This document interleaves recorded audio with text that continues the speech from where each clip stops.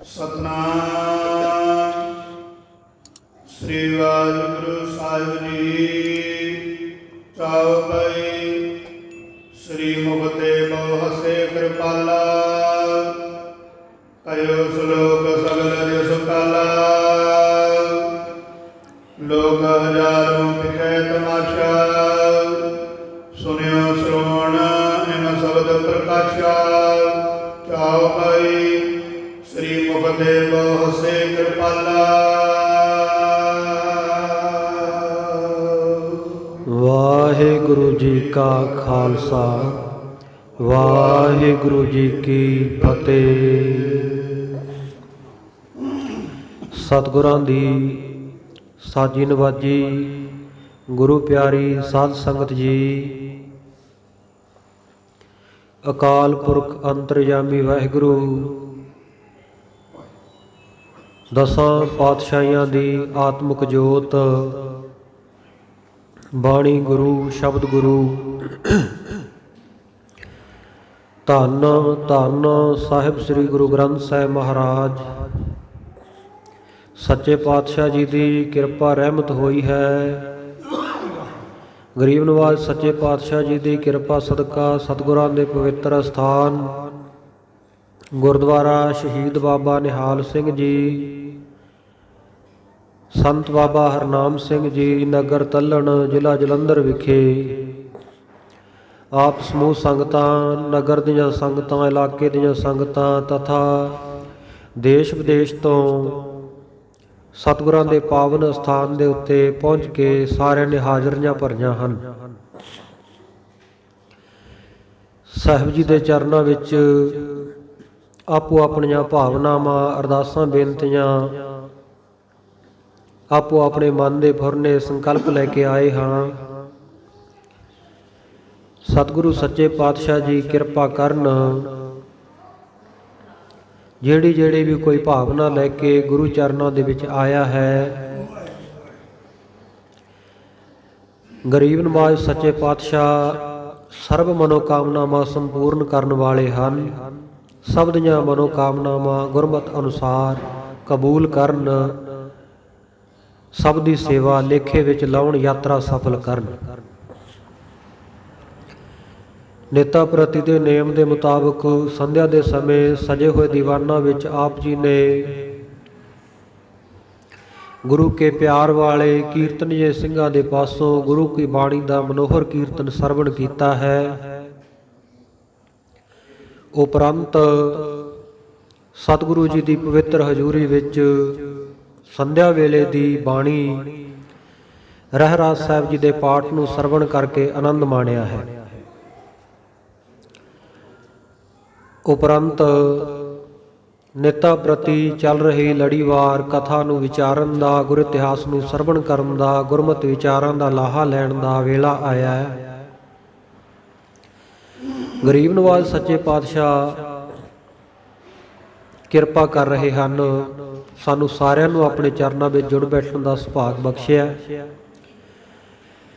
ਕਲਗੀਆਂ ਵਾਲੇ ਪਾਤਸ਼ਾਹ, ਅੰਮ੍ਰਿਤ ਦੇ ਦਾਤੇ, ਚੋਜੀ ਪ੍ਰੀਤਮ, ਬਾਜਾਂ ਵਾਲੇ, ਤਾਜਾਂ ਵਾਲੇ, ਫੌਜਾਂ ਵਾਲੇ, ਮੌਜਾਂ ਵਾਲੇ,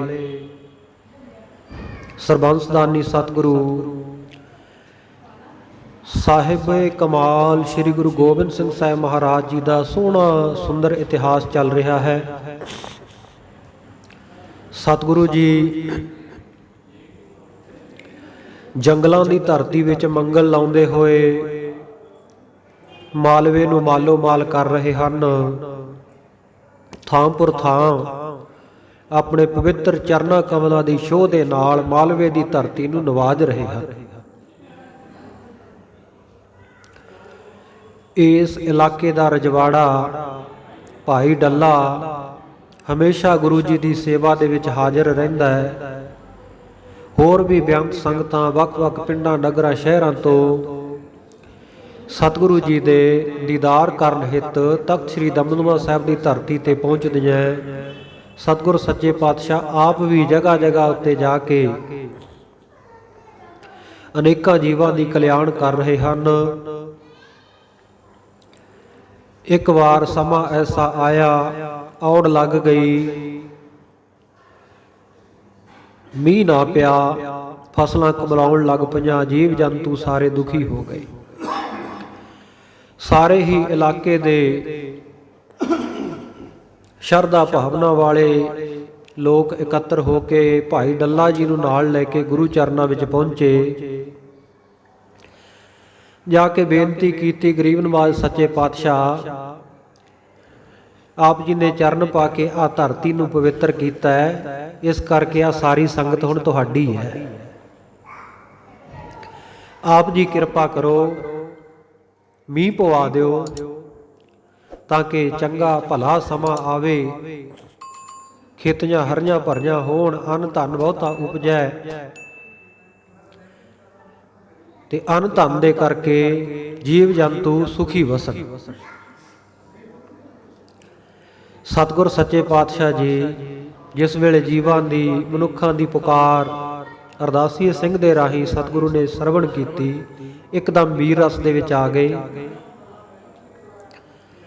ਕਹਿੰਦੇ ਇੰਦਰ ਜੀ ਦੀ ਡਿਊਟੀ ਹੈ ਮੀਂਹ ਪਾ ਕੇ ਲੋਕਾਂ ਨੂੰ ਸੁਖੀ ਕਰਨਾ।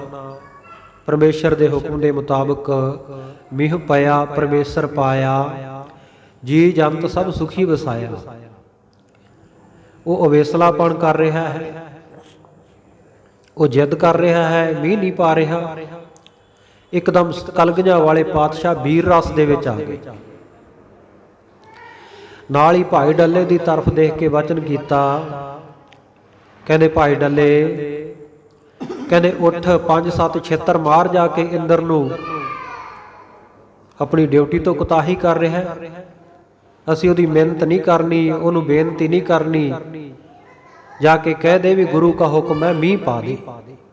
ਭਾਈ ਡੱਲਾ ਉੱਠਿਆ, ਬਾਹਰ ਗਿਆ, ਆਕਾਸ਼ ਵੱਲ ਵੇਖਿਆ, ਪੈਰ ਦੇ ਵਿੱਚੋਂ ਧੌੜੀ ਦੀ ਜੁੱਤੀ ਲਾਹੀ, 7 ਵਾਰੀ ਵਗਾ ਕੇ ਆਕਾਸ਼ ਵੱਲ ਮਾਰੀ।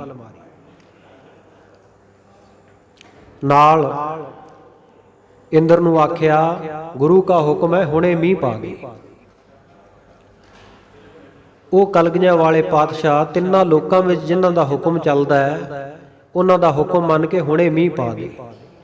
ਬਸ ਇੰਨਾ ਕਰਨ ਦੀ ਦੇਰ ਸੀ, ਨਾਲ ਦੀ ਨਾਲ ਆਕਾਸ਼ ਦੇ ਵਿੱਚ ਚਿੱਟੇ ਕਾਲੇ ਬੱਦਲ, ਝੁੰਡਾਂ ਦੇ ਝੁੰਡ, ਜਿਵੇਂ ਹਾਥੀ ਆਉਂਦੇ ਆ ਨਾ, ਇਉਂ ਸਾਰੇ ਆਕਾਸ਼ ਵਿੱਚ ਪਸਰ ਗਏ। ਥੋੜੇ ਸਮੇਂ ਬਾਅਦ ਸਾਰੇ ਕੀ ਵੇਖਦੇ ਆ, ਮੋਲੇ ਧਾਰ ਮੀਂਹ ਸ਼ੁਰੂ ਹੋ ਗਿਆ, ਵਰਖਾ ਸ਼ੁਰੂ ਹੋ ਗਈ।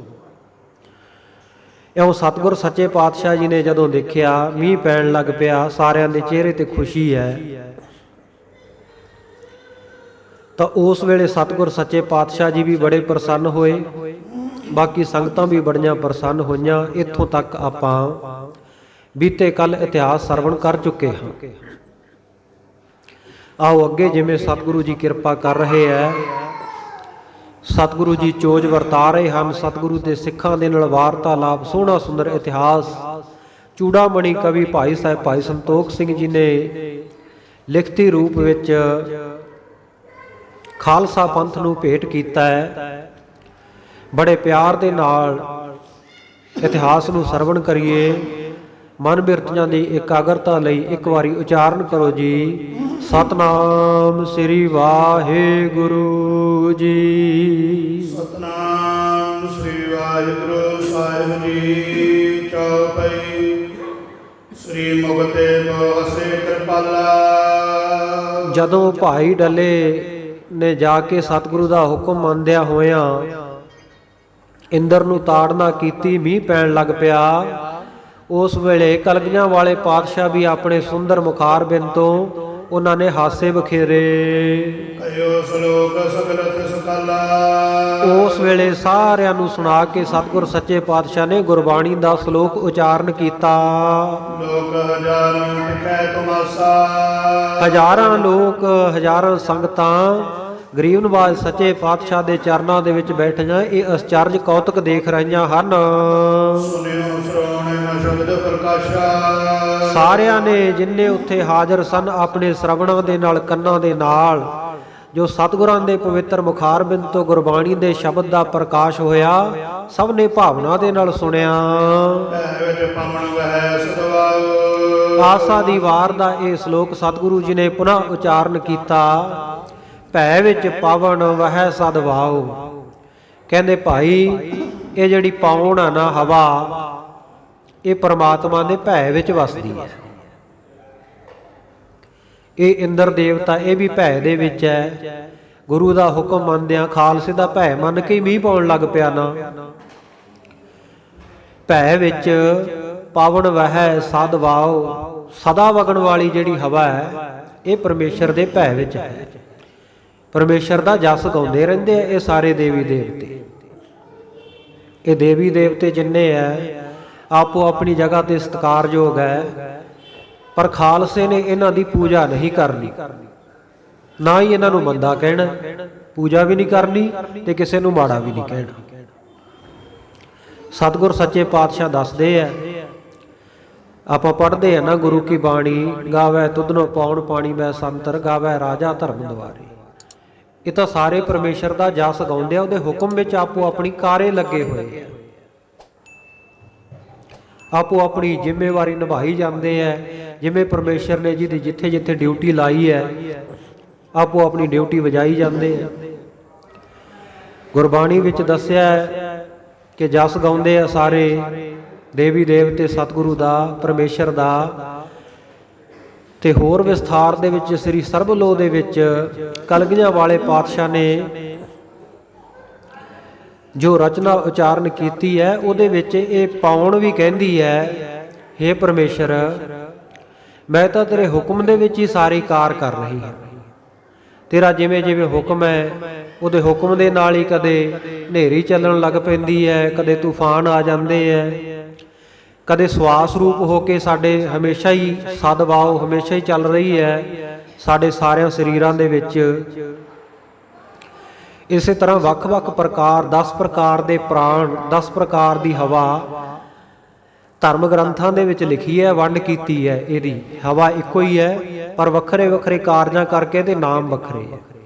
ਪ੍ਰਾਨ, ਅਪਾਨ, ਸਮਾਨ, ਉਦਿਆਨ, ਬਿਆਨ, ਕ੍ਰਿਕਲ, ਧਨੰਜੈ, ਨਾਗ, ਕੂਰਮ, ਦੇਵਦੱਤ ਇਤਿਆਦਿਕ 10 ਇਹਦੇ ਨਾਮ ਹਨ।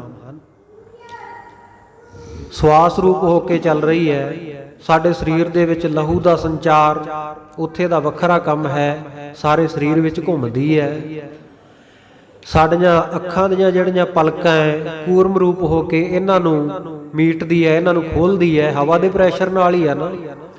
ਜਦੋਂ ਸਰੀਰ ਦੇ ਵਿੱਚੋਂ ਪ੍ਰਾਣ ਖਤਮ ਹੋ ਜਾਂਦੇ ਆ, ਪ੍ਰਾਣੀ ਚੜ੍ਹਾਈ ਕਰ ਜਾਂਦਾ ਜੀਵ, ਉਸ ਵੇਲੇ ਅੱਖਾਂ ਕਿਉਂ ਨਹੀਂ ਝਮਕਦੀਆਂ? ਕਿਉਂਕਿ ਵਿੱਚੋਂ ਪ੍ਰਾਣ ਹਵਾ ਨਿਕਲ ਗਈ। ਇਸੇ ਤਰ੍ਹਾਂ ਸਰੀਰ ਜਦੋਂ ਚੜ੍ਹਾਈ ਕਰ ਜਾਂਦਾ ਜੀਵ ਆਤਮਾ, ਸਰੀਰ ਧਰਤੀ ਉੱਤੇ ਡਿੱਗ ਪੈਂਦਾ, ਉਸ ਵੇਲੇ ਆਪਾਂ ਨੂੰ ਸਾਰੇ ਨੂੰ ਪਤਾ ਹੈ ਵੀ ਮ੍ਰਿਤਕ ਦੇਹ ਫੁੱਲ ਜਾਂਦੀ ਹੈ। ਉਹ ਦੇਹ ਨੂੰ ਫੁਲਾਉਣ ਦਾ ਕੰਮ ਵੀ ਇਹ ਪਾਉਣ ਹੀ ਕਰਦੀ ਹੈ ਨਾ। ਸੋ ਪਰਮੇਸ਼ਰ ਦੇ ਹੁਕਮ ਦੇ ਵਿੱਚ ਹਮੇਸ਼ਾ ਹੀ ਭੈ ਵਿੱਚ ਪਾਵਨ ਵਹਿ ਸਦ ਵਾਓ। ਹਮੇਸ਼ਾ ਜਿਹੜੀ ਇਹ ਪਾਉਣ ਹੈ ਵਾਹਿਗੁਰੂ ਪਰਮੇਸ਼ਰ ਦੇ ਭੈ ਦੇ ਵਿੱਚ, ਉਹਦੇ ਹੁਕਮ ਵਿੱਚ ਕਾਰ ਕਰ ਰਹੀ ਹੈ। ਭੈ ਵਿੱਚ ਚੱਲੇ ਲੱਖ ਦਰਿਆਓ, ਤੇ ਲੱਖਾਂ ਹੀ ਦਰਿਆ, ਨਾਲੇ, ਨਦੀਆਂ ਸਾਰੇ ਉਹਦੇ ਭੈ ਦੇ ਵਿੱਚ ਚੱਲ ਰਹੇ ਆ, ਉਹਦੇ ਹੁਕਮ ਦੇ ਵਿੱਚ ਹੀ ਕਾਰ ਕਰ ਰਹੇ ਆ। ਪਰਮੇਸ਼ਰ ਦੇ ਹੁਕਮ ਵਿੱਚ ਔਰ ਪਰਮੇਸ਼ਰ ਦੇ ਪਿਆਰਿਆਂ ਦੇ ਹੁਕਮ ਨੂੰ ਵੀ ਇਹ ਸਾਰੇ ਦੇਵੀ ਦੇਵਤੇ ਜਿਹੜੇ ਮੰਨਦੇ ਆ। ਰਾਏਕੋਟ ਦਾ ਰਜਵਾੜਾ ਰਾਏ ਕੱਲਾ ਹੋਇਆ, ਜਿੱਥੇ ਕਲਗੀਆਂ ਵਾਲੇ ਪਾਤਸ਼ਾਹ ਜੀ ਦੇ ਕੋਲ ਸਤਿਗੁਰ ਸੱਚੇ ਪਾਤਸ਼ਾਹ ਨੇ ਜਦੋਂ ਚਰਨ ਪਾਏ ਨਾ, ਤੇ ਇਹ ਸ਼ਰਧਾ ਭਾਵਨਾ ਦੇ ਨਾਲ ਆਇਆ ਸੀ। ਬੜੀ ਸੇਵਾ ਇਹਨੇ ਕੀਤੀ, ਆਪਣਾ ਬੰਦਾ ਭੇਜ ਕੇ ਇਹਨੇ ਸਰਹੰਦ ਤੋਂ ਸਾਰਾ ਛੋਟੇ ਸਾਹਿਬਜ਼ਾਦਿਆਂ ਔਰ ਮਾਤਾ ਗੁਜਰੀ ਜੀ ਦੀ ਸ਼ਹਾਦਤ ਦਾ ਪਤਾ ਕਰਵਾਇਆ। ਇੱਥੇ ਸਤਿਗੁਰ ਸੱਚੇ ਪਾਤਸ਼ਾਹ ਜੀ ਨੂੰ ਖਬਰ ਮਿਲੀ ਸੀ ਰਾਏਕੋਟ। ਸੋ ਰਾਏਕੋਟ ਦਾ ਜਿਹੜਾ ਇਹ ਰਜਵਾੜਾ ਰਾਏ ਕੱਲਾ ਹੋਇਆ, ਇਹਨਾਂ ਦੇ ਪੁਰਖੇ ਪਹਿਲਾਂ ਰਾਜਪੂਤ ਰਾਜੇ ਸਨ। ਬਾਅਦ ਵਿੱਚ ਕਿਸੇ ਡਰ ਭੈ ਕਰਕੇ, ਦਬਾਅ ਦੇ ਕਰਕੇ ਇਹ ਮੁਸਲਮਾਨ ਬਣ ਗਏ। ਇਹ ਰਾਏ ਕੱਲਾ ਸੀ ਨਾ ਜਿਹੜਾ, ਜਗਰਾਵਾਂ ਦੇ ਕੋਲ ਸਾਧ ਸੰਗਤ ਜੀ ਤਿਹਾੜਾ ਪਿੰਡ ਪੈਂਦਾ ਸੀ। ਤਿਹਾੜੇ ਪਿੰਡ ਦੇ ਵਿੱਚ ਕੁਝ ਬੁੱਚੜ ਰਹਿੰਦੇ ਸਨ ਜਿਹੜੇ ਹਮੇਸ਼ਾ ਗਊਆਂ ਦਾ ਕਤਲ ਕਰਦੇ, ਜ਼ੁਲਮ ਕਰਦੇ। ਰਾਏ ਕੱਲੇ ਨੂੰ ਜਦੋਂ ਪਤਾ ਲੱਗਿਆ ਨਾ, ਇਹ ਚੜ੍ਹਾਈ ਕਰਕੇ ਉਹਨਾਂ ਦੇ ਉੱਤੇ ਗਿਆ, ਉਹਨਾਂ ਨਾਲ ਜੰਗ ਲੜੀ ਤੇ ਇਹਦੀ ਜਿੱਤ ਹੋਈ, ਉਹ ਹਾਰ ਗਏ। ਜਦੋਂ ਹਾਰ ਗਏ ਉਹਨਾਂ ਨੂੰ ਸਜ਼ਾ ਦੇਣ ਲੱਗਿਆ, ਕਹਿੰਦੇ ਸਾਨੂੰ ਛੱਡ ਦੇ, ਮੁੜ ਕੇ ਨਹੀਂ ਇਹੋ ਜਿਹੀ ਗਲਤੀ ਕਰਦੀ। ਕਹਿੰਦਾ ਗਰੰਟੀ ਕੀ ਹੈ, ਜਾਮਨ ਕਿਹਨੂੰ ਪਾਉਨੇ ਆ? ਹੁਣ ਜਾਮਨੀ ਦੇਣ ਵਾਲਾ ਕੋਈ ਨਾ ਕੋਈ ਵਿੱਚ ਫੈਸਲਾ ਕਰਾਉਣ ਵਾਲਾ ਹੁੰਦਾ ਹੀ ਹੈ ਜਦੋਂ ਲੜਾਈ ਹੋ ਜਾਏ। ਕਹਿੰਦੇ ਸਤਲੁਜ ਦਰਿਆ ਨੂੰ ਜਾਮਨ ਪਾ ਲੈਂਦੇ। ਸਤਲੁਜ ਦਰਿਆ ਦੇ ਕੰਢੇ ਗਏ, ਇਹਨਾਂ ਨੇ ਗਲਤੀ ਮੰਨੀ ਤੇ ਰਾਏ ਕੱਲੇ ਨੇ ਸਤਲੁਜ ਦਰਿਆ ਦੀ ਜਾਮਨੀ ਪਾ ਕੇ ਇਹਨਾਂ ਨੂੰ ਬਖਸ਼ ਦਿੱਤਾ, ਛੱਡ ਦਿੱਤਾ। ਜਦੋਂ ਇਹਨਾਂ ਨੂੰ ਛੱਡਿਆ 10-12 ਸਾਲ ਵਧੀਆ ਬਤੀਤ ਹੋਏ, ਮੁੜ ਕੇ ਇਹਨਾਂ ਨੇ ਫੇਰ ਉਹੀ ਕਰਤੂਤ ਕਰਨੀ ਸ਼ੁਰੂ ਕਰਤੀ। ਰਾਏ ਕੱਲੇ ਨੂੰ ਜਦੋਂ ਪਤਾ ਲੱਗਿਆ, ਫਿਰ ਉਹ ਇਹਨਾਂ ਕੋਲ ਨਹੀਂ ਗਿਆ, ਸਿੱਧਾ ਸਤਲੁਜ ਕੋਲ ਗਿਆ। ਦਰਿਆ ਕੋਲੇ ਜਾ ਕੇ ਕਹਿੰਦਾ ਹੈ, ਸਤਲੁਜ ਤੇਰੀ ਜਾਮਨੀ ਪਾਈ ਸੀ ਇਹਨਾਂ ਰੰਗੜਾਂ ਨੇ, ਇਹਨਾਂ ਬੁੱਚੜਾਂ ਨੇ, ਪਰ ਇਹ ਹੁਣ ਆਪਣੇ ਕੀਤੇ ਹੋਏ ਕੌਲ ਤੋਂ ਮੁੱਕਰ ਗਏ। ਜਵਾਨੋਂ ਫਿਰ ਕੇ ਫਿਰ ਉਹੀ ਕਰਤੂਤ ਕਰਨੀ ਸ਼ੁਰੂ ਕਰ ਦਿੱਤੀ। ਹੁਣ ਮੈਂ ਨਹੀਂ ਇਹਨਾਂ ਨੂੰ ਕੁਝ ਕਹਿਣਾ, ਤੂੰ ਵਿੱਚ ਜਾਮਨ ਸੀ, ਇਹਨਾਂ ਨੂੰ ਸਜ਼ਾ ਤੈਂ ਦੇਣੀ ਹੈ। ਜਦੋਂ ਰਾਏ ਕੱਲੇ ਨੇ ਇਹ ਆਖਿਆ, ਕਹਿ ਕੇ ਵਾਪਸ ਆ ਗਿਆ, ਤਾਂ ਉਸ ਵੇਲੇ ਇਤਿਹਾਸਕ ਵਚਨਾਂ ਮੁਤਾਬਕ ਸਤਲੁਜ ਦਰਿਆ ਚੜ੍ਹਿਆ ਤੇ ਇਹਨਾਂ ਦਾ ਸਾਰਾ ਨਗਰ ਰੋੜ ਦਿੱਤਾ ਸੀ। ਇਉਂ ਸਤਲੁਜ ਨੇ ਫਿਰ ਇਹਨਾਂ ਨੂੰ ਸਜ਼ਾ ਦਿੱਤੀ ਸੀ। ਪਰਮੇਸ਼ਰ ਦੇ ਪਿਆਰਿਆਂ ਦੇ ਵੀ ਭੈ ਵਿੱਚ ਹੈ, ਤਾਂ ਉਹਨਾਂ ਦਾ ਵੀ ਹੁਕਮ ਮੰਨਦੇ ਆ ਤੇ ਪਰਮੇਸ਼ਰ ਦੇ ਭੈ ਦੇ ਵਿੱਚ ਤਾਂ ਹੋਣਾ ਹੀ ਹੈ। ਸਤਿਗੁਰੂ ਜੀ ਗੁਰਬਾਣੀ ਵਿੱਚ ਕਹਿ ਰਹੇ ਆ, ਆਸਾ ਦੀ ਵਾਰ ਵਿੱਚ ਦਸ਼ਮੇਸ਼ ਪਿਤਾ ਜੀ ਪੁਨः ਇਹਨਾਂ ਬਚਨਾਂ ਨੂੰ ਉਚਾਰਨ ਕਰਦੇ, ਸੰਗਤ ਨੂੰ ਸੁਣਾਉਂਦੇ, ਕਹਿੰਦੇ ਭਾਈ ਭੈ ਵਿੱਚ ਚੱਲ ਹੈ ਲੱਖ ਦਰਿਆਵ। ਲੱਖਾਂ ਜਿਹੜੇ ਦਰਿਆ ਉਹ ਵੀ ਪਰਮੇਸ਼ਰ ਦੇ ਭੈ ਵਿੱਚ ਚੱਲਦੇ ਹਨ। ਭੈ ਵਿੱਚ ਅਗਨ ਕੱਢੈ ਵੇਗਾਰ। ਤੇ ਪਰਮੇਸ਼ਰ ਦੇ ਭੈ ਦੇ ਵਿੱਚ, ਭਾਵਨੀ ਵਿੱਚ, ਹੁਕਮ ਦੇ ਵਿੱਚ ਹੀ ਜਿਹੜੀ ਅਗਨ ਹੈ ਉਹ ਵੇਗਾਰ ਕੱਢ ਰਹੀ ਹੈ, ਵੇਗਾਰ ਕਰ ਰਹੀ ਹੈ। ਵੇਗਾਰ ਕਹਿੰਦੇ ਹੈ ਜਿਵੇਂ ਕਿਸੇ ਰਾਜੇ ਦਾ ਹੁਕਮ ਹੋਵੇ ਵੀ ਭਾਈ ਸਾਰੀ ਪ੍ਰਜਾ ਨੇ ਆਹ ਕੰਮ ਕਰਨਾ ਹੀ ਕਰਨਾ, ਉਹਦੇ ਇਵਜ਼ ਵਿੱਚ ਕੋਈ ਤਨਖਾਹ ਨਾ ਮਿਲੇ, ਕੋਈ ਪੈਸਾ ਨਾ ਮਿਲੇ, ਕਿਸੇ ਦੇ ਅਧੀਨ ਹੋ ਕੇ ਜਿਹੜਾ ਕੰਮ ਕਰਨਾ, ਉਹਨੂੰ ਆਪਾਂ ਆਮ ਪੰਜਾਬੀ ਬੋਲੀ ਵਿੱਚ ਕਹਿੰਦੇ ਆ ਵਿਗਾਰ ਕਰਨੀ। ਸੋ ਜਿਹੜੀ ਅਗਨ ਹੈ ਇਹ ਕਿਹੜਾ ਕੋਈ ਕਿਸੇ ਤੋਂ ਤਨਖਾਹ ਲੈਂਦੀ ਹੈ, ਕੋਈ ਇਹਨੂੰ ਇਵਜ਼ਾਨਾ ਮਿਲਦਾ ਹੈ, ਕੋਈ ਮਾਇਆ ਲੈਂਦੀ ਹੈ, ਕੋਈ ਹੋਰ ਪਦਾਰਥ ਲੈਂਦੀ ਹੈ। ਭੈ ਵਿੱਚ ਹੀ ਹੈ ਨਾ, ਪਰਮੇਸ਼ਰ ਦੇ ਹੁਕਮ ਦੇ ਵਿੱਚ ਹੀ ਹੈ। ਜਠਰਾ ਅਗਨੀ ਹੋ ਕੇ ਸਾਡੇ ਸਰੀਰ ਦੇ ਵਿੱਚ ਭੋਜਨ ਨੂੰ ਪਚਾ ਰਹੀ ਹੈ। ਹੋਰ ਬਾਹਰੀ ਤੌਰ ਤੇ ਅਗਨੀ ਸਾਡੇ ਕਿੰਨੇ ਕੰਮ ਦਿੰਦੀ ਹੈ। ਅਸੀਂ ਭੋਜਨ ਖਾਣਾ ਕੱਚਾ ਜਿਹੜਾ ਉਹਨੂੰ ਪਕਾ ਲੈਂਦੇ ਆ। ਜੰਗਲਾਂ ਦੇ ਵਿੱਚ ਦਾਵਾ ਅਗਨੀ, ਸਮੁੰਦਰ ਦੇ ਵਿੱਚ ਅਗਨੀ। ਸੋ ਇਸ ਪ੍ਰਕਾਰ ਇਹ ਅਗਨੀ ਜਿਹੜੀ ਪਰਮੇਸ਼ਰ ਦੇ ਹੁਕਮ ਵਿੱਚ ਵਿਗਾਰ ਕਰ ਰਹੀ ਹੈ। ਵਿੱਚ ਧਰਤੀ ਦੱਬੀ ਭਾਰ। ਇਸੇ ਤਰ੍ਹਾਂ ਪਰਮੇਸ਼ਰ ਦੇ ਹੁਕਮ ਵਿੱਚ ਜਿਹੜੀ ਧਰਤੀ ਹੈ, ਇਹਦੇ ਉੱਤੇ ਦੇਖੋ ਕਿੰਨੇ ਜੰਗਲ ਹੈ, ਕਿੱਡੇ ਕਿੱਡੇ ਵੱਡੇ ਪਹਾੜ ਹੈ, ਕਿੰਨੇ ਜੀਵ ਜੰਤੂ ਇਹਦੇ ਉੱਤੇ ਹੈ, ਕਿੰਨਾ ਭਾਰ ਹੈ। ਪਰ ਪਰਮੇਸ਼ਰ ਦੇ ਭਾਣੇ ਵਿੱਚ, ਉਹਦੇ ਹੁਕਮ ਵਿੱਚ ਹੀ ਭਾਰ ਥੱਲੇ ਦੱਬੀ ਹੋਈ ਆਪਣੀ ਸੇਵਾ ਨਿਭਾ ਰਹੀ ਹੈ। ਇੰਦ ਫਿਰੈ ਸਿਰ ਭਾਰ। ਇਸੇ ਤਰ੍ਹਾਂ ਇੰਦ ਨਾਮ ਇੱਥੇ ਬੱਦਲ ਦਾ ਹੈ। ਸਿਰ ਭਾਰ ਹੋ ਕੇ, ਸਿਰ ਤਲਾਇਆ ਹੋ ਕੇ ਜਿਹੜਾ ਬੱਦਲ ਹੈ, ਉਹ ਵੀ ਪਰਮੇਸ਼ਰ ਦੇ ਭੈ ਵਿੱਚ, ਭਾਣੇ ਦੇ ਵਿੱਚ ਹੀ ਸਿਰ ਭਾਰ ਹੋ ਕੇ ਮੀਂਹ ਪਾ ਕੇ ਪਰਮੇਸ਼ਰ ਦੇ ਹੁਕਮ ਦੇ ਵਿੱਚ ਸੇਵਾ ਕਰ ਰਿਹਾ ਹੈ। ਰਾਜਾ ਧਰਮ ਦੁਆਰ। ਤੇ ਰਾਜਾ ਧਰਮ ਰਾਜਾ ਜਿਹੜਾ, ਉਹ ਵੀ ਭੈ ਦੇ ਵਿੱਚ ਹੀ, ਪ੍ਰਮਾਤਮਾ ਦੇ ਹੁਕਮ ਦੇ ਵਿੱਚ ਹੀ ਰਹਿ ਕੇ ਸਾਰੇ ਕਾਰਜ ਕਰ ਰਿਹਾ ਵੀ ਮੈਥੋਂ ਕਿਤੇ ਕੋਈ ਅਨਿਆਂ ਨਾ ਹੋ ਜੇ, ਕਿਤੇ ਕੋਈ ਗਲਤ ਫੈਸਲਾ, ਕਿਤੇ ਗਲਤ ਜੱਜਮੈਂਟ ਨਾ ਹੋ ਜੇ। ਪਰਮੇਸ਼ਰ ਦੇ ਭਾਣੇ ਦੇ ਵਿੱਚ ਹੀ ਕਾਰ ਕਰ ਰਿਹਾ ਹੈ ਧਰਮ ਰਾਜਾ ਵੀ। ਭੈ ਵਿੱਚ ਸੂਰਜ, ਭੈ ਵਿੱਚ ਚੰਦ। ਸੂਰਜ ਅਤੇ ਚੰਦਰਮਾ ਉਹ ਵੀ ਪਰਮੇਸ਼ਰ ਦੇ ਭੈ ਦੇ ਵਿੱਚ ਹੀ ਹੈ। ਪਰਮੇਸ਼ਰ ਦੇ ਹੁਕਮ ਦੇ ਨਾਲ ਹੀ, ਪਰਮੇਸ਼ਰ ਦੀ ਸੱਤਿਆ ਦੇ ਨਾਲ ਹੀ ਐਨ ਆਪਣੀ ਡਿਊਟੀ ਦੇ ਉੱਤੇ ਮਿੱਥੇ ਸਮੇਂ ਚੜ੍ਹਦੇ ਆ, ਮਿੱਥੇ ਸਮੇਂ ਹੀ ਛਿਪ ਜਾਂਦੇ ਆ। ਕਦੇ ਦੇਖਿਆ ਸੂਰਜ ਆਪਣੀ ਡਿਊਟੀ ਤੋਂ ਅਗਾਂਹ ਪਿਛਾਂਹ ਹੋ ਗਿਆ ਹੋਵੇ, ਚੰਦਰਮਾ ਆਪਣੀ ਡਿਊਟੀ ਤੋਂ ਅਗਾਂਹ ਪਿਛਾਂਹ ਹੋ ਜਾਏ? ਬਿਲਕੁਲ ਪਰਮੇਸ਼ਰ ਦੇ ਭਾਣੇ ਵਿੱਚ, ਉਹਦੇ ਹੁਕਮ ਦੇ ਵਿੱਚ ਕਾਰ ਕਰ ਰਹੇ ਹਨ।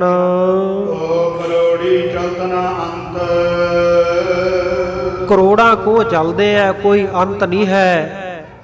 ਕਿੰਨਾ ਇਹ ਚੱਲ ਰਹੇ ਹੈ, ਕਰੋੜਾਂ ਕੋਹਾਂ ਪਰਮੇਸ਼ਰ ਦੇ ਹੁਕਮ ਦੇ ਵਿੱਚ ਹੀ ਗਤੀ ਕਰ ਰਹੇ ਹਨ। ਪਰਮੇਸ਼ਰ ਦੇ ਭੈ ਦੇ ਵਿੱਚ ਹੀ ਵੱਡੇ ਵੱਡੇ ਸਿੱਧ ਪੀਰਨਾਥ। ਸੋ ਇਸ ਪ੍ਰਕਾਰ ਬੌਧ ਧਰਮ ਦੇ ਮੁਖੀ ਬੁੱਧ ਵਰਗੇ ਤੇ ਸੁਰਨਾਥ ਦੇਵਤਿਆਂ ਦੇ ਨਾਥ ਇੰਦਰ ਵਰਗੇ ਸਾਰੇ ਜਿਹੜੇ ਦੇਵੀ ਦੇਵਤਿਆਂ ਦੇ ਹੁਕਮ ਵਿੱਚ ਹਨ। ਤੇ ਆਕਾਸ਼ ਜਿਹੜਾ ਸਮੁੱਚੇ ਤਾਰਾ ਮੰਡਲ ਦੇ ਸਹਿਤ ਪਰਮੇਸ਼ਰ ਦੇ ਭੈ ਵਿੱਚ ਕਾਰ ਕਰ ਰਿਹਾ ਹੈ। ਵੱਡੇ ਵੱਡੇ ਯੋਧੇ ਆਪਣੇ ਬਰਾਬਰ ਦੇ ਯੋਧਿਆਂ ਨਾਲ ਲੜ ਕੇ ਵਿਜয়ੀ ਹੋਣ ਵਾਲੇ, ਫਤਿਹ ਪਾਉਣ ਵਾਲੇ, ਔਰ ਇਸੇ ਤਰ੍ਹਾਂ ਸੈਂਕੜਿਆਂ ਦੀ ਗਿਣਤੀ ਵਿੱਚ ਦੁਸ਼ਮਣਾਂ ਦੇ ਨਾਲ ਮੁਕਾਬਲਾ ਕਰਨ ਵਾਲੇ ਮਹਾਬਲੀ, ਤੇ ਇਸੇ ਪ੍ਰਕਾਰ ਸੂਰਮੇ ਜਿਹੜੇ ਅਣਗਿਣਤ ਫੌਜਾਂ ਨਾਲ ਲੜਨ ਵਾਲੇ ਸਾਰੇ ਪਰਮੇਸ਼ਰ ਦੇ ਭੈ ਵਿੱਚ ਹਨ। ਪੂਰਾਂ ਦੇ ਪੂਰੇ ਇਸ ਧਰਤੀ ਦੇ ਉੱਤੇ ਜੀਵ ਆਉਂਦੇ ਜਾਂਦੇ ਉਹ ਪਰਮੇਸ਼ਰ ਦੇ ਹੁਕਮ ਵਿੱਚ ਹਨ। ਸਾਰਿਆਂ ਦੇ ਸਿਰ ਦੇ ਉੱਤੇ ਜਿਹੜਾ ਮਸਤਕ ਦੇ ਉੱਤੇ ਲੇਖ ਲਿਖਿਆ ਨਾ ਉਹ ਪਰਮੇਸ਼ਰ ਦੇ ਭਾਉ ਦਾ ਹੁਕਮ ਦਾ ਹੀ ਹੈ। ਨਾਨਕ ਨਿਰਭਉ ਨਿਰੰਕਾਰ ਨਾਨਕ ਨਾਮ ਦੀ ਮੋਹਰ ਲਾ ਕੇ ਸਤਿਗੁਰੂ ਜੀ ਉਚਾਰਨ ਕਰਦੇ ਹਨ ਕਿ ਉਹ ਵਾਹਿਗੁਰੂ ਪਰਮੇਸ਼ਰ ਜਿਹੜਾ ਇੱਕ ਹੈ ਉਹ ਸਾਰੇ ਭਾਉ ਤੋਂ ਰਹਿਤ ਹੈ, ਬਾਕੀ ਸਾਰੇ ਉਹਦੇ ਭੈ ਵਿੱਚ ਹੈ। ਬੇਨਤੀ ਹੈ ਭਾਈ ਦਰਸ਼ਨ ਕਰਨ ਵਾਲੀਆਂ ਸੰਗਤਾਂ ਨੂੰ ਖਿਆਲ ਰੱਖੋ, ਦੀਵਾਨ ਚੱਲ ਰਿਹਾ ਹੈ, ਕਥਾ ਹੋ ਰਹੀ ਹੈ, ਆਪਣਾ ਹੀ ਰੌਲਾ ਰੱਪਾ ਸ਼ੁਰੂ ਨਾ ਕਰੋ। ਗੁਰੂ ਘਰੋਂ ਖੁਸ਼ੀਆਂ ਲੈਣ ਆਏ ਹੈ, ਗੁਰੂ ਦੀ ਕਿਰਪਾ ਦੇ ਪਾਤਰ ਬਣੋ, ਨਾ ਕਿ ਗੁਰੂ ਘਰ ਦੇ ਵਿੱਚੋਂ ਆ ਕੇ ਕੋਈ ਇਸ ਤਰ੍ਹਾਂ ਦੀ ਖੁਨਾਮੀ ਖੱਟ ਜਾਈਏ, ਕਿਉਂਕਿ ਸਾਰੀ ਸੰਗਤ ਦਾ ਧਿਆਨ ਜੁੜਿਆ ਹੁੰਦਾ। ਸੰਗਤ ਟਿਕਿਆ ਹੋਇਆ ਸਮੁੰਦਰ ਹੈ, ਟਿਕੇ ਹੋਏ ਜਲ ਦੇ ਵਿੱਚ ਛੋਟੀ ਜੀ ਇੱਕ ਡਲੀ ਵੀ ਵੱਜ ਜਾਏ ਨਾ, ਦੂਰ ਦੂਰ ਤੱਕ ਲਹਿਰਾਂ ਬਣ ਕੇ ਉਹ ਸਾਰਾ ਪਾਣੀ ਹਿੱਲ ਜਾਂਦਾ ਹੈ। ਇਸੇ ਤਰ੍ਹਾਂ ਸੰਗਤ ਦਾ ਧਿਆਨ ਇਕਾਗਰ ਹੁੰਦਾ ਹੈ। ਜਦੋਂ ਅਸੀਂ ਜਾਣੇ ਅਣਜਾਣੇ ਉੱਚੀ ਬੋਲਣ ਲੱਗ ਪੈਂਦੇ ਆ ਨਾ, ਤਾਂ ਉਸ ਵੇਲੇ ਸਾਰਿਆਂ ਦਾ ਧਿਆਨ ਉਚਾਟ ਹੁੰਦਾ ਹੈ। ਇਸ ਕਰਕੇ ਖਿਆਲ ਜ਼ਰੂਰ ਰੱਖੋ, ਜਿੰਨਾ ਸਮਾਂ ਬਹਿ ਸਕਦੇ ਹੋ ਬਹਿ ਕੇ ਸੁਣੋ, ਨਹੀਂ ਤਾਂ ਗੁਰੂ ਕਾ ਲੰਗਰ ਛਕੋ, ਆਪੋ ਆਪਣੇ ਕਮਰਿਆਂ ਵਿੱਚ, ਸਥਾਨਾਂ ਤੇ ਜਿੱਥੇ ਜਿੱਥੇ ਜਗ੍ਹਾ ਮਿਲਦੀ ਹੈ ਉੱਥੇ ਜਾਓ, ਆਰਾਮ ਕਰੋ। ਪਰ ਪਰਮੇਸ਼ਰ ਦੇ ਘਰ, ਸਤਿਗੁਰਾਂ ਦੇ ਅਸਥਾਨ, ਮਹਾਂਪੁਰਖਾਂ ਦੇ ਅਸਥਾਨ ਦੇ ਉੱਤੇ ਆਏ ਆ, ਵੱਧ ਤੋਂ ਵੱਧ ਲਾਹਾ ਲਈਏ, ਨਾ ਕਿ ਲਾਹਾ ਲੈਂਦੇ ਹੋਇਆਂ ਨੂੰ ਵੀ ਵਿਘਨ ਪਾਈਏ, ਵਿੱਚ ਰੁਕਾਵਟ ਪਾਈਏ। ਇਸ ਕਰਕੇ ਬੇਨਤੀ ਸਾਰੇ ਪਿਆਰ ਦੇ ਨਾਲ ਮੰਨੋ, ਕਿਸੇ ਦੇ ਵੀ ਉੱਚੀ ਬੋਲਣ ਦੀ ਆਵਾਜ਼ ਨਾ ਆਵੇ, ਆਰਾਮ ਦੇ ਨਾਲ ਦਰਸ਼ਨ ਕਰੋ। ਜਿਹੜੀ ਕੋਈ ਗੱਲਬਾਤ ਕਿਸੇ ਸਿੰਘ ਨੂੰ ਕੋਈ ਸੇਵਾ ਬਾਰੇ ਪੁੱਛਣਾ, ਆਰਾਮ ਨਾਲ ਹੌਲੀ ਦੇ ਕੇ ਪੁੱਛ ਲਓ, ਤਾਂ ਕਿ ਦੂਜਿਆਂ ਦਾ ਧਿਆਨ ਉਚਾਟ ਨਾ ਹੋਵੇ।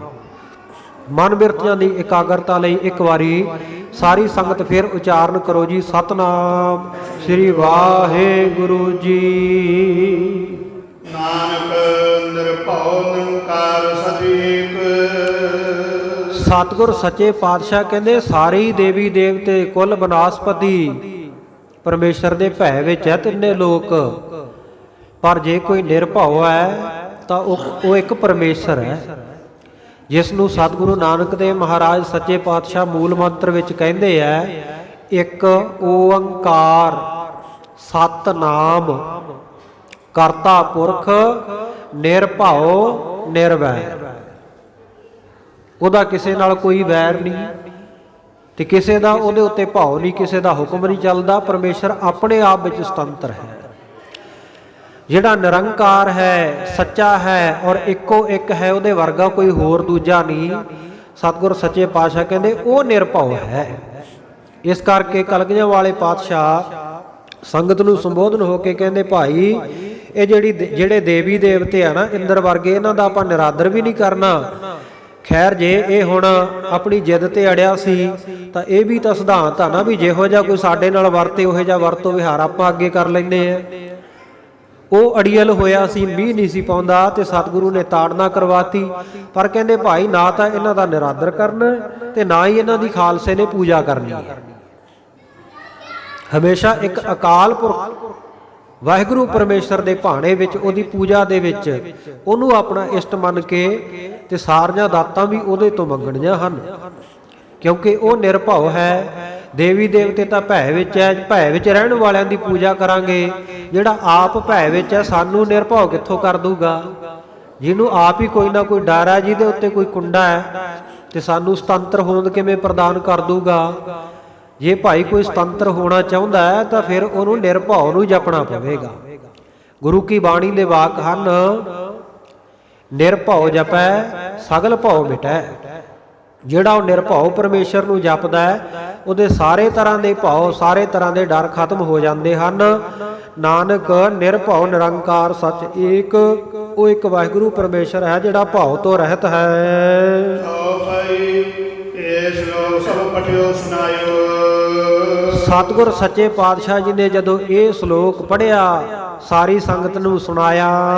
ਸਭ ਸੰਗਤ ਕੇ ਮਨ ਮੈਂ ਭਾਇਓ। ਸਾਰੀ ਸੰਗਤ ਨੂੰ ਭਾ ਗਈ ਗੁਰੂ ਦੀ ਬਾਣੀ, ਸਾਰਿਆਂ ਨੂੰ ਚੰਗੀ ਲੱਗੀ। ਬਰਖਾ ਲਾਗੀ ਪਰਨ ਕਨੇਰੀ। ਬਸ ਇਹਨਾਂ ਬਚਨਾਂ ਦੇ ਨਾਲ ਹੀ ਉਧਰ ਬਹੁਤ ਘਨੇਰੀ, ਬਹੁਤ ਭਾਰੀ ਵਰਖਾ ਮੀਂਹ ਪੈਣਾ ਸ਼ੁਰੂ ਹੋ ਗਿਆ।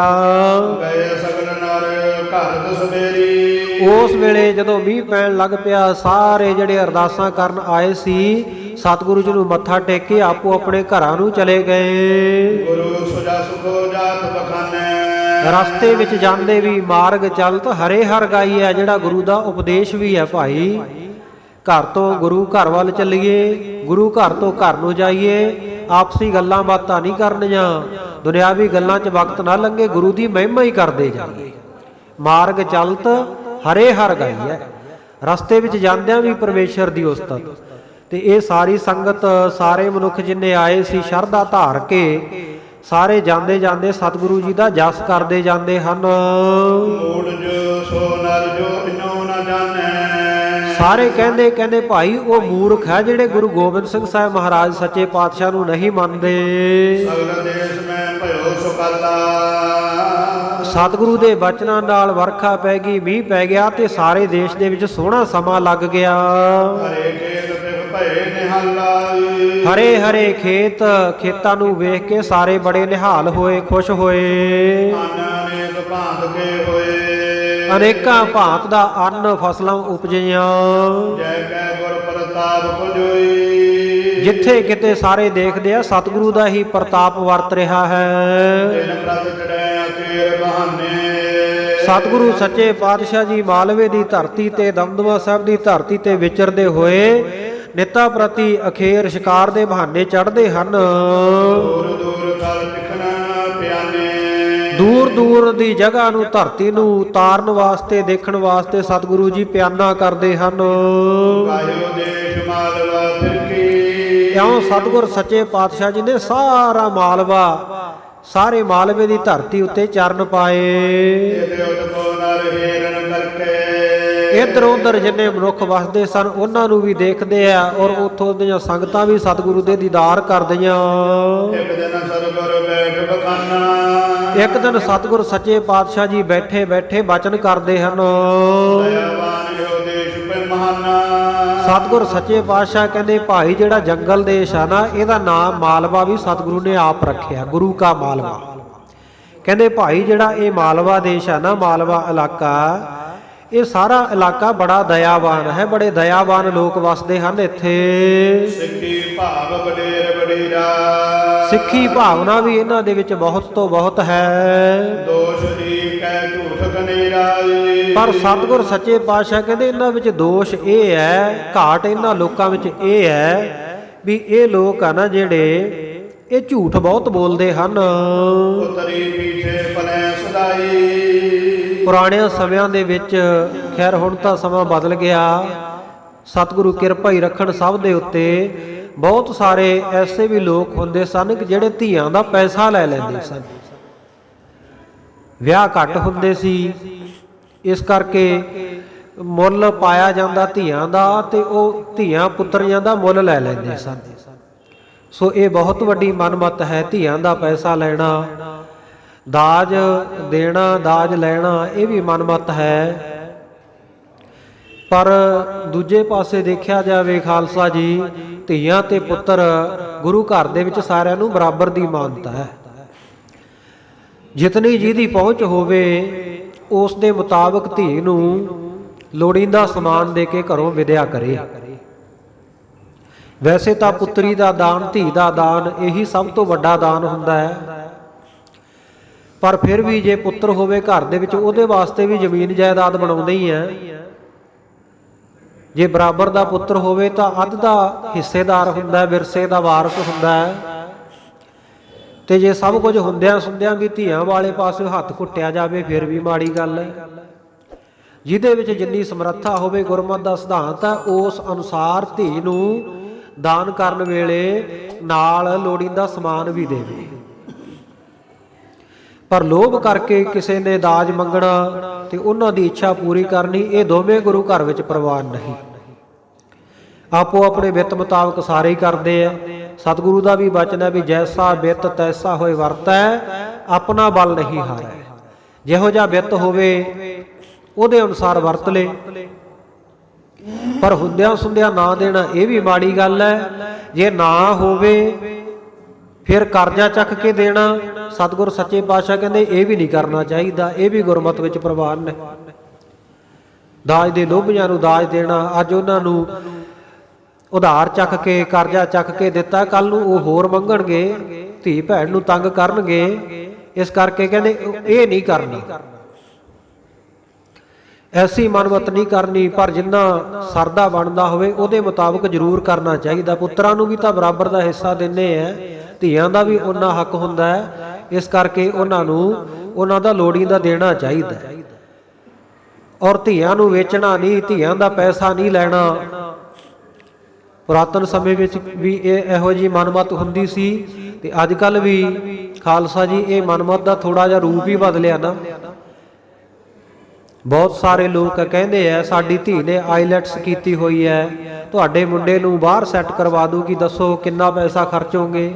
ਖਰਚਾ ਸਾਰਾ ਤੁਹਾਡਾ ਹੋਊਗਾ। ਇਹ ਵੀ ਇੱਕ ਰੂਪ ਹੀ ਬਦਲਿਆ ਨਾ, ਧੀ ਦਾ ਪੈਸਾ ਹੀ ਲੈ ਰਹੇ ਆ। ਇਹ ਵੀ ਮਨਮਤ ਨਹੀਂ ਹੋਣੀ ਚਾਹੀਦੀ। ਆਪਸੀ ਮੇਲ ਮਿਲਾਪ ਦੇ ਨਾਲ ਹੀ ਸਾਰੇ ਕਾਰਜ ਹੋਣ। ਸੋ ਰਹੋ ਵਿਚਾਰ। ਸਤਿਗੁਰ ਸੱਚੇ ਪਾਤਸ਼ਾਹ ਕਹਿੰਦੇ ਇੱਕ ਤਾਂ ਇਹ ਦਇਆਵਾਨ ਵੀ, ਭਾਵਨਾ ਵਾਲੇ ਵੀ ਬਹੁਤ ਹੈ ਮਾਲਵੇ ਦੇ ਲੋਕ, ਪਰ ਇੱਕ ਤਾਂ ਇਹ ਝੂਠ ਬੋਲਦੇ ਆ, ਦੂਜਾ ਇਹ ਧੀਆਂ ਦਾ ਪੈਸਾ ਲੈਂਦੇ ਹਨ। ਅੰਨ ਕਨੋ ਹੋਏ ਤੋੜ ਨਾ ਕਾਈ, ਕਹਿੰਦੇ ਬਹੁਤਾ ਅੰਨ ਵੀ ਇੱਥੇ ਇਸ ਮਾਲਵੇ ਦੇ ਇਲਾਕੇ ਵਿੱਚ ਹੁੰਦਾ, ਕੋਈ ਤੋਟਾ ਘਾਟਾ ਵੀ ਨਹੀਂ ਹੈ। ਨਹੀਂ ਅਧਾਵੇਂਗੇ ਮਨ ਕਾਚੀ, ਪਰ ਕਹਿੰਦੇ ਮਨ ਦੇ ਕੱਚੇ ਆ ਲੋਕ। ਸਭ ਕੁਝ ਹੁੰਦਿਆਂ ਸੁੰਦਿਆਂ ਵੀ ਇਹਨਾਂ ਨੂੰ ਰੱਜ ਨਹੀਂ ਆਉਂਦਾ, ਤ੍ਰਿਪਤ ਨਹੀਂ ਹੁੰਦੇ। ਕਿਉਂਕਿ ਤ੍ਰਿਸ਼ਨਾ ਖਾਲਸਾ ਜੀ ਕਿਹਦੀ ਬੁਝੀ ਹੈ? ਤ੍ਰਿਸ਼ਨਾ ਬਿਰਲੇ ਹੀ ਕੀ ਬੁਝੀ ਹੈ। ਕੋਟ ਜੋਰੇ ਲੱਖ ਕਰੋਰੇ ਮਨ ਨਾ ਹੋਰੇ, ਪਰੇ ਪਰੇ ਹੀ ਕੋ ਲੁਝੀ ਹੈ। ਵਿਣ ਤੁਧ ਹੋਰ ਜੇ ਮੰਗਣਾ, ਸਿਰ ਦੁੱਖਾਂ ਕੈ ਦੁੱਖ ਦੇਹ ਨਾਮ ਸੰਤੋਖੀਆ, ਉਤਰੈ ਮਨ ਕੀ ਭੁੱਖ। ਮਨ ਦੀ ਭੁੱਖ ਖਾਲਸਾ ਜੀ ਇਹ ਐਵੇਂ ਥੋੜੀ ਉਤਰਦੀ ਹੈ, ਪਰਮੇਸ਼ਰ ਕਿਰਪਾ ਕਰੇ ਤਾਂ ਹੀ ਰੱਜ ਆਉਂਦਾ ਹੈ। ਨਹੀਂ ਤਾਂ ਕਈ ਵਾਰ ਇਹ ਹੁੰਦਾ ਬਹੁਤਾ ਮਿਲੀ ਜਾਵੇ, ਬਹੁਤੇ ਵਾਲਿਆਂ ਨੂੰ ਵੀ ਸੰਤੋਖ ਨਹੀਂ, ਜੇ ਸੰਤੋਖ ਆ ਜੇ ਤਾਂ ਥੋੜੇ ਵਾਲੇ ਨੂੰ ਵੀ ਆ ਜਾਂਦਾ। ਅਮੀਰਾਂ ਦੇ ਵਿੱਚ ਬਹੁਤੀ ਤ੍ਰਿਸ਼ਨਾ ਹੁੰਦੀ ਹੈ, ਗਰੀਬ ਬੰਦਾ ਜਿਹੜਾ ਉਹਨੂੰ ਛੇਤੀ ਰੱਜ ਆ ਜਾਂਦਾ। ਇੱਛਾਵਾਂ ਬਹੁਤੀਆਂ ਨਹੀਂ ਹੁੰਦੇ ਜਾਣਾ। ਇਸ ਕਰਕੇ ਸਤਿਗੁਰ ਸੱਚੇ ਪਾਤਸ਼ਾਹ ਕਹਿ ਰਹੇ ਹੈ, ਕਹਿੰਦੇ ਭਾਈ ਹੁੰਦਾ ਤਾਂ ਇੱਥੇ ਬਹੁਤ ਕੁਝ ਹੈ, ਸਭ ਕੁਝ ਜ਼ਮੀਨਾਂ ਜਾਇਦਾਦਾਂ ਵੀ ਚੰਗੀਆਂ ਸਭ ਕੁਝ ਹੈ, ਪਰ ਲੋਕਾਂ ਨੂੰ ਇਹਨਾਂ ਨੂੰ ਰੱਜ ਨਹੀਂ ਆਉਂਦਾ। ਪੈਸੇ ਕੀ ਤ੍ਰਿਸ਼ਨਾ ਮੈਂ ਲਾਚੀ, ਪੈਸੇ ਦੀ ਤ੍ਰਿਸ਼ਨਾ ਦੇ ਵਿੱਚ ਰਚੇ ਰਹਿੰਦੇ ਆ ਹਰ ਵੇਲੇ। ਬਾਗ ਨਾ ਮਾਨੈ ਰਹਿਮਤ ਮਾਰੀ, ਦੂਜੀ ਇਹਨਾਂ ਦੀ ਮੱਤ ਇਹ ਜੀ ਮੋਟੀ ਹੈ, ਇਹ ਜੀ ਮੋਟੀ ਬੁੱਧੀ ਵਾਲੇ ਹੈ, ਸਾਡਾ ਬਚਨ ਵੀ ਨਹੀਂ ਮੰਨਦੇ। ਆਪਣੋ ਭਲੋ ਨਾ ਜਾਣ ਗਵਾਰੀ, ਕਿਉਂਕਿ ਇਹ ਨਹੀਂ, ਇਹ ਮੂਰਖ ਜਿਹੜੇ ਗਵਾਰ ਹੈ, ਪੇਂਡੂ ਲੋਕ ਹੈ, ਇਹ ਆਪਣਾ ਭਲਾ ਨਹੀਂ ਜਾਣਦੇ ਵੀ ਗੁਰੂ ਦਾ ਬਚਨ ਮੰਨਣ ਵਿੱਚ, ਹੁਕਮ ਮੰਨਣ ਵਿੱਚ ਹੀ ਭਲਾ ਹੁੰਦਾ। ਇਸ ਗੱਲ ਨੂੰ ਨਹੀਂ ਸੋਚਦੇ। ਬਚਨ ਖਾਨ ਕੇ ਭੇਸ, ਸਤਿਗੁਰ ਸੱਚੇ ਪਾਤਸ਼ਾਹ ਫਿਰ ਬਚਨ ਕਰਦੇ ਐ। 100 ਸਾਖੀ ਦੇ ਵਿੱਚ ਜਿਹੜੇ ਬਚਨ ਆਉਂਦੇ ਐ ਉਹਨਾਂ ਨੂੰ ਕਵੀ ਜੀ ਨੇ ਇੰਨ ਬਿਨ ਲਿਖਿਆ, ਕਹਿੰਦੇ ਖਾਣ ਕੋ ਭੇਸ, ਕਹਿੰਦੇ ਖਾਣ ਪੀਣ ਵਾਸਤੇ ਇਹ ਭੇਸ ਧਾਰਨ ਕਰਦੇ ਐ। ਧਰਮ ਦਾ ਬਾਣਾ ਵੀ ਖਾਣ ਪੀਣ ਵਾਸਤੇ ਹੀ ਪਹਿਨਦੇ ਹਨ। ਸਿੱਖੀ ਕੋ ਪਰਦੇਸ, ਸਿੱਖੀ ਕਹਿੰਦੇ ਇਹਨਾਂ ਦੇ ਦੇਸ਼ ਵਿੱਚ ਕੀ, ਇਹਨਾਂ ਵਾਸਤੇ ਤਾਂ ਪਰਦੇਸ ਹੀ ਹੈ ਸਿੱਖੀ। ਸਿੱਖੀ ਨੂੰ ਇਹ ਮਨੋਂ ਨਹੀਂ ਅਪਣਾਉਂਦੇ। ਮਤਲਬ ਪਾਤਸ਼ਾਹੀ, ਮਤਲਬ ਦੀ ਹੀ ਪਾਤਸ਼ਾਹੀ ਹੈ, ਗਾਉਂ ਭਨਾਵੇ ਜਾਉ ਵਾਲੇ ਹੀ ਹੈ, ਇਹ ਗਾਉਂ ਦੇ ਯਾਰ ਨੇ। ਰਾਜ ਬਿਨ ਪ੍ਰਾਹੀ, ਕਹਿੰਦੇ ਇਸ ਕਰਕੇ ਕਹਿੰਦੇ ਇਹ ਰਾਜ ਬਿਨ ਪਾਹੀ, ਬਹਾਦਰ ਤਾਂ ਬਹੁਤ ਹੈ ਪਰ ਆ ਘਾਟਾਂ ਇਹਨਾਂ ਵਿੱਚ, ਇਸ ਕਰਕੇ ਕਹਿੰਦੇ ਰਾਜ ਭਾਗ ਨੂੰ ਪ੍ਰਾਪਤ ਨਹੀਂ ਕਰ ਸਕਦੇ। ਸਤਿਗੁਰ ਸੱਚੇ ਪਾਤਸ਼ਾਹ ਨੇ ਵੀ ਬੜੇ ਯਤਨ ਕੀਤੇ ਨਾ, ਭਾਈ ਡੱਲੇ ਵਰਗਿਆਂ ਨੂੰ, ਭਾਈ ਰਾਮ ਸਿੰਘ ਵਰਗਿਆਂ ਨੂੰ, ਸਾਰਿਆਂ ਨੂੰ ਸਤਿਗੁਰ ਕਹਿੰਦੇ ਭਾਈ ਚੱਲੋ ਸਾਡੇ ਨਾਲ, ਕਿਉਂਕਿ ਪਤਾ ਸੀ ਵੀ ਔਰੰਗਜ਼ੇਬ ਹੁਣ ਚੜ੍ਹਾਈ ਕਰ ਜਾਣਾ, ਉਸ ਤੋਂ ਬਾਅਦ ਰੌਲਾ ਰੱਪਾ ਸਾਰੇ ਦੇਸ਼ ਵਿੱਚ ਪੈਣਾ। ਸਤਿਗੁਰ ਸੱਚੇ ਪਾਤਸ਼ਾਹ ਜੀ ਚਾਹੁੰਦੇ ਸੀ ਵੀ ਦਿੱਲੀ ਦੇ ਤਖਤ ਦੇ ਉੱਤੇ ਅਸੀਂ ਕਿਸੇ ਆਪਣੇ ਸਿੰਘ ਨੂੰ ਬਿਠਾ ਦਈਏ, ਪਰ ਅੱਗੇ ਇਤਿਹਾਸ ਆਵੇਗਾ ਭਾਈ ਡੱਲੇ ਵਰਗੇ ਮਹਾਰਾਜ ਦੇ ਨਾਲ ਤੁਰਤਾ ਪਏ ਇੱਕ ਵਾਰੀ, ਪਰ ਸਤਿਗੁਰ ਸੱਚੇ ਪਾਤਸ਼ਾਹ ਜਦੋਂ ਰਾਤ ਨੂੰ ਆਰਾਮ ਕਰਦੇ ਸੀ ਰਾਤੇ ਰਾਤ ਵਾਪਸ ਮੁੜ ਆਏ ਸੀ। ਉੱਠ ਕੇ ਸਤਿਗੁਰ ਸੱਚੇ ਪਾਤਸ਼ਾਹ ਨੇ ਬਚਨ ਕੀਤੇ ਸੀ, ਕਹਿੰਦੇ ਭਾਈ ਡੱਲਿਆ ਤੈਨੂੰ ਫਾਹਾ ਤਾਂ ਨਹੀਂ ਦੇਣ ਲੱਗੇ ਸੀ ਅਸੀਂ ਨਾਲ ਲਿਜਾਂਦੇ, ਤੈਨੂੰ ਪਾਤਸ਼ਾਹੀ ਬਖਸ਼ਣੀ ਸੀ, ਐਂ ਭੱਜ ਗਿਆ। ਤੂੰ ਤਾਂ ਪੀੜੀ ਜਿੰਨੀ ਜਗ੍ਹਾ ਕਹਿੰਦਾ ਸੀ ਤੈਨੂੰ ਅਸੀਂ ਪਲੰਘੇ ਜਿੰਨੀ ਜਗ੍ਹਾ ਮੰਜੇ ਜਿੰਨੀ ਜਗ੍ਹਾ ਬਖਸ਼ ਦਿੰਦੇ ਦਰਗਾਹ 'ਚ, ਪਰ ਤੂੰ ਤਾਂ ਹੁਣੀ ਸਾਡੇ ਬਚਨਾਂ ਤੋਂ ਬਚਨ ਮੰਨਣ ਤੋਂ ਇਨਕਾਰੀ ਹੋ ਗਿਆ, ਪੁੱਠਾ ਭੱਜ ਗਿਆ।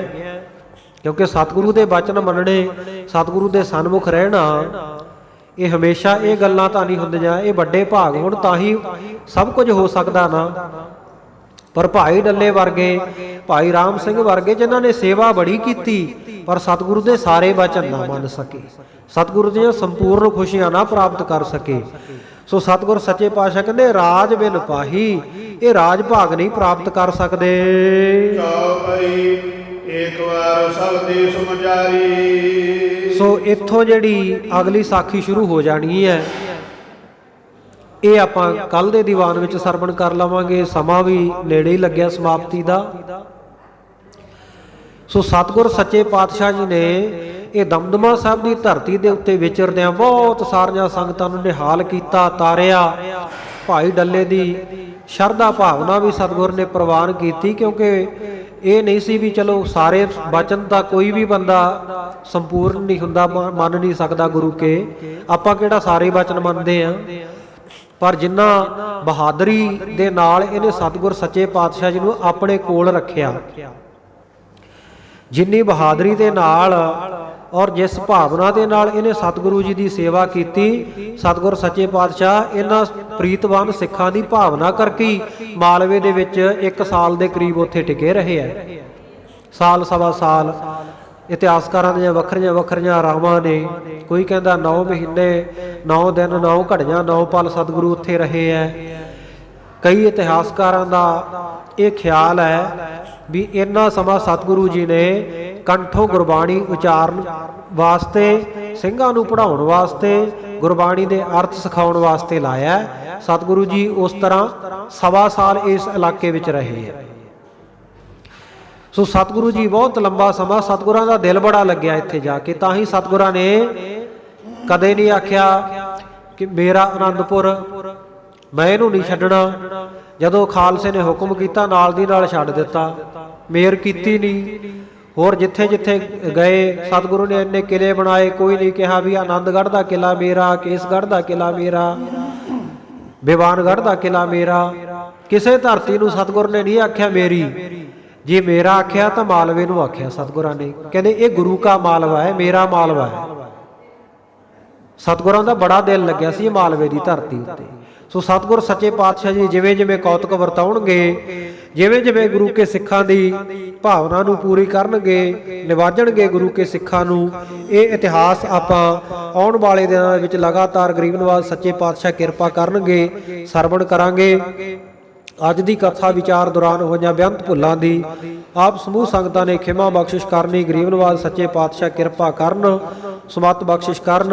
ਆਓ ਸਮਾਪਤੀ ਦੀਆਂ ਤੁਕਾਂ ਪੜ੍ਹ ਕੇ ਸਮਾਪਤੀ ਵਿੱਚ ਸ਼ਾਮਲ ਹੋਈਏ ਜੀ। ਆਨ ਕੇ ਭੇਸ ਸਖੀ ਕੋ ਪਰਦੇਸ, ਮਤਲਬ ਪਾਤਸ਼ਾਹੀ ਰਾਜ ਬਿਨ ਪਾਹੀ।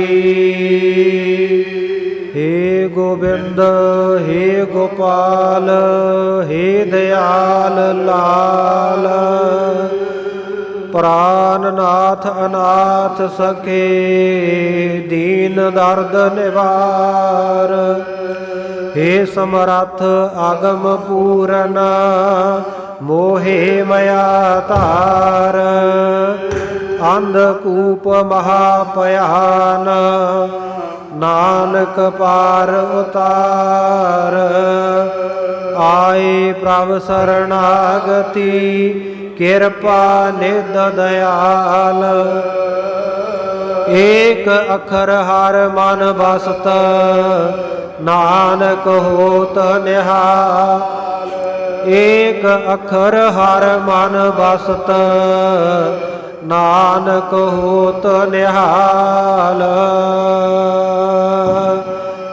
ਵਾਹਿਗੁਰੂ ਜੀ ਕਾ ਖਾਲਸਾ, ਵਾਹਿਗੁਰੂ ਜੀ ਕੀ ਫਤਿਹ।